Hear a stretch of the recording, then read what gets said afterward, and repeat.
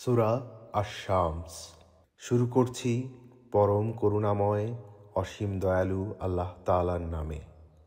শপথ সূর্যের ও তার কিরণের, শপথ চন্দ্রের যখন তা সূর্যের পশ্চাতে আসে, শপথ দিবসের যখন সে সূর্যকে প্রখরভাবে প্রকাশ করে, শপথ রাত্রির যখন সে সূর্যকে আচ্ছাদিত করে, শপথ আকাশের এবং যিনি তা নির্মাণ করেছেন তার, শপথ পৃথিবীর এবং যিনি তা বিস্তৃত করেছেন তার, শপথ প্রাণের এবং যিনি তা সুবিন্যস্ত করেছেন তার।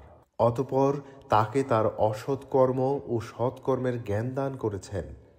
যে নিজেকে শুদ্ধ করে সেই সফল কাম হয়, এবং যে নিজেকে কলুষিত করে সে ব্যর্থ মনোরথ হয়। সামুদ সম্প্রদায় অবাধ্যতাবশত মিথ্যারোপ করেছিল যখন তাদের সর্বাধিক হতভাগ্য ব্যক্তি তৎপর হয়ে উঠেছিল। অতঃপর আল্লাহর রাসূল তাদেরকে বলেছিলেন, আল্লাহর উটনী ও তাকে পানি পান করানোর ব্যাপারে সতর্ক থাকো। অতঃপর ওরা তার প্রতি মিথ্যারোপ করেছিল এবং উটনীর পা কর্তন করেছিল। তাদের পাপের কারণে তাদের পালনকর্তা তাদের উপর ধ্বংস নাজিল করে একাকার করে দিলেন। আল্লাহ তাআলা এই ধ্বংসের কোনো বিরূপ পরিণতির আশঙ্কা করেন না।